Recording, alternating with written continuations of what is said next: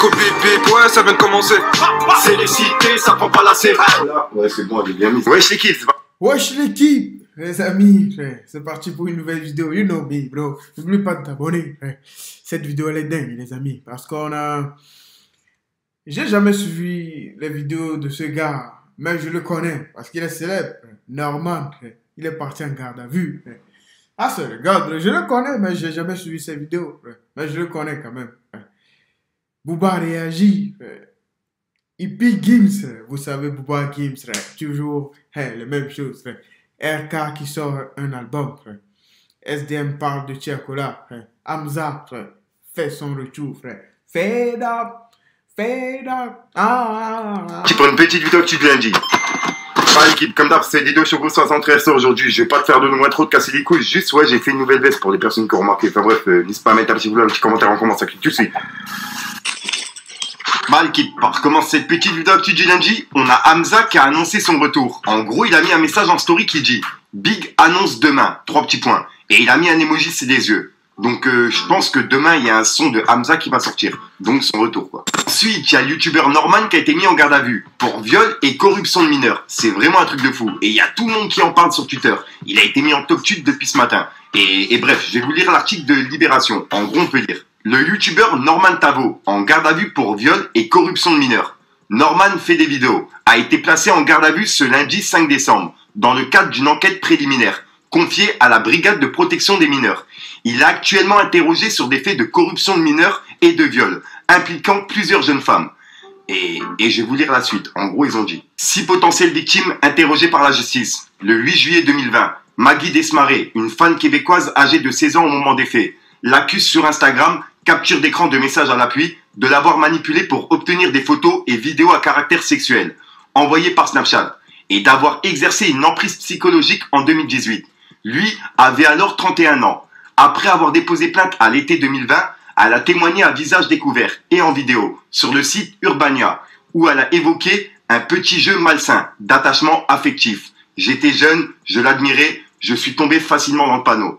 Elle a annoncé avoir aussi été contactée par une trentaine de jeunes femmes ayant vécu une expérience similaire avec le youtubeur. Selon les informations de Libération, 5 autres potentielles victimes ont également été interrogées par la justice, à l'exception de Maggie Desmarais, et toutes pourraient avoir subi un viol. 2 étaient mineurs au moment des faits.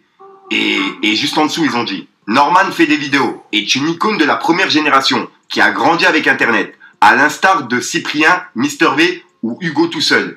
Il est un pionnier du podcast. Cette forme de sketch mettant en scène, bref, en gros, là, ils expliquent justement ce qu'il fait, tu vois, comme quoi il a 12 millions d'abonnés, 2 milliards de vues, et en dessous, ils ont clôturé par Maggie Desmarais a elle été convoquée en France par la BPM et a traversé l'Atlantique pour une confrontation avec Norman, qui devrait avoir lieu ce mardi.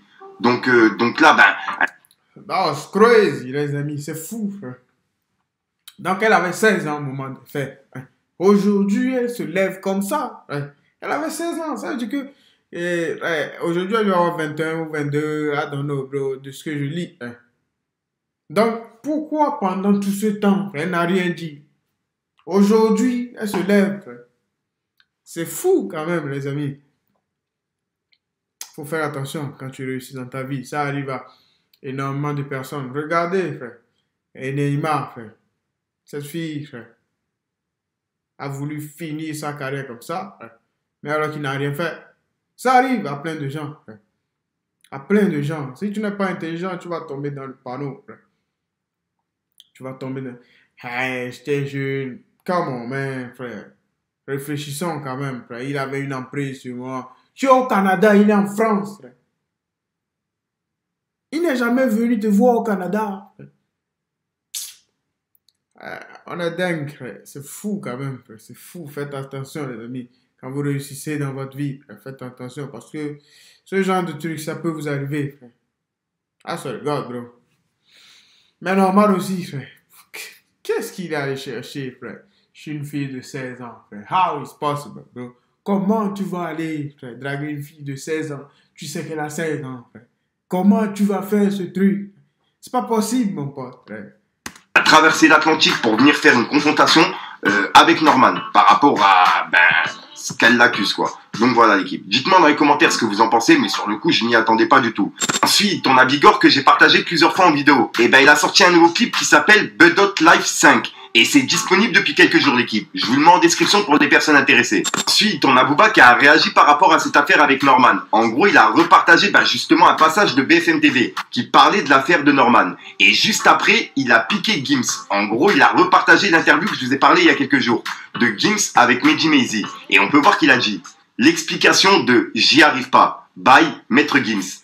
Et c'était par rapport, bref, à ça. Je pense que le problème du hip-hop, du rap, c'est que à un certain âge, ça devient de plus en plus difficile. Parce qu'il faut se dire la vérité, c'est une musique écoutée par les enfants, les gamins, les très jeunes. Et aujourd'hui, par les gens un peu plus âgés, plus vieux, parce que c'est un art qui est arrivé à un certain temps, donc il faut laisser mûrir le truc. On n'est pas aux États-Unis où les DJ cool, ils ont inventé le truc il y a longtemps, où les fans de rap, ils ont des 75 ans. On n'y est pas encore. Nous, on est dans un truc où c'est encore limité, machin. Donc rapper, ça devient de plus en plus compliqué, de plus en plus difficile d'avoir un public qui va s'identifier à tes textes. Tu vas dire quoi? Moi, j'ai 36 ans. Qu'est-ce que je vais raconter? Je peux pas rapper ce que dit Kobalade, tu vois. Je peux pas rapper forcément ce que dit Gazo, etc. C'est lourd, ça correspond avec leur vie, leur truc, c'est sale. Mais voilà, je veux être cohérent. Ah là là. Et juste après, il a partagé le nombre de ventes que Gims il a fait en 3 jours avec son nouvel album. Et on peut voir qu'il a fait 6097 ventes. Et en gros, Booba il a écrit Dem Dem, appelle-moi si tu veux un sac à main, avec des smileys morts de rire.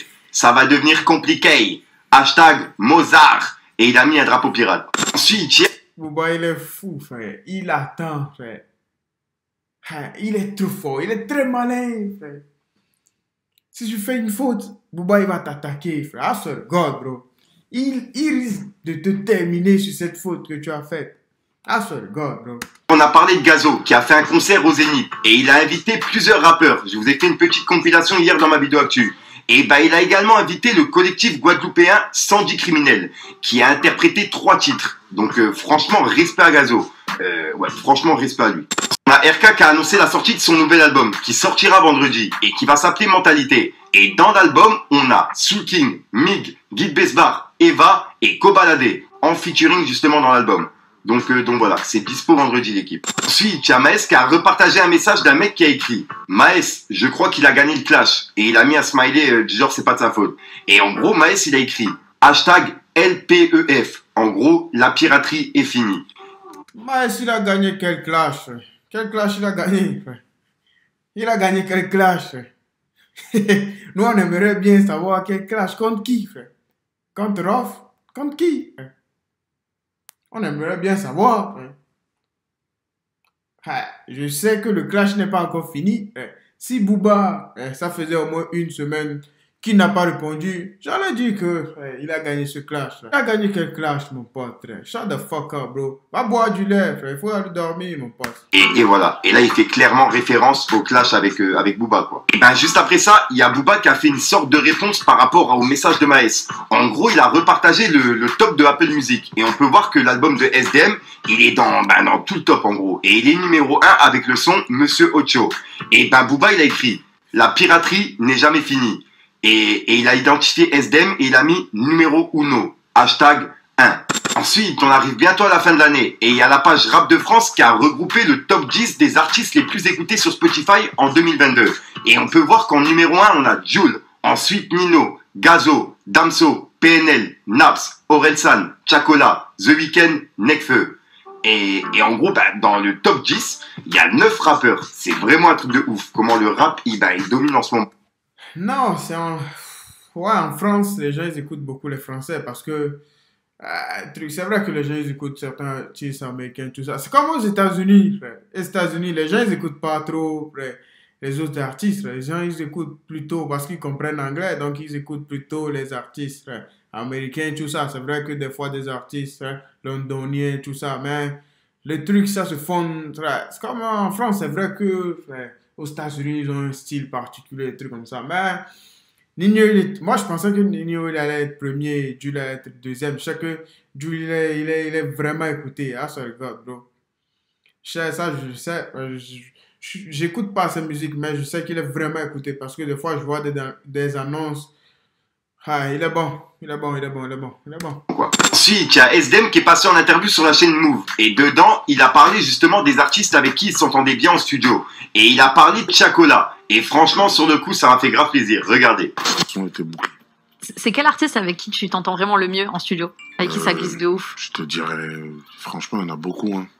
Il y a Polak, il y a Green. Mais ouais, c'est surtout ces deux-là. Il y a... Ah non, je suis un menteur. Tiako, c'est trop. Ouais, Tiako là. Redescend, le morceau redescend, bien sûr, sur l'album. Non, en fait, Tiako, c'est trop. Tiako, c'est trop. Comment je m'entends avec le studio, c'est une dinguerie. En fait, Tiako, il ramène une énergie dans un studio que nous, on n'a pas l'habitude d'avoir.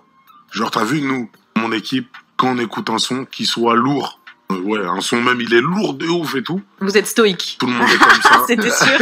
Le son est fini, tu vas juste entendre 2-3 commentaires. Ah ouais, lourd, j'avoue le truc. Alors que je sais pas si t'as vu les vidéos sur Redescend et Roro et tout quand on les a fait, ils ramènent un truc, même tous mes gars, on est là, waouh, c'est une dinguerie et tout, alors que... Ah là là, les amis, c'est comme la vidéo de trucs là, où ils ont créé le son là, tout va bien, il y avait Naps, il y avait Nino, il y avait Alonso, ça bougeait, il y avait un truc, ah, regarde, bro. Les amis, on a fait cette vidéo, we keep working, bro, the grind never stop. Life is life, bro.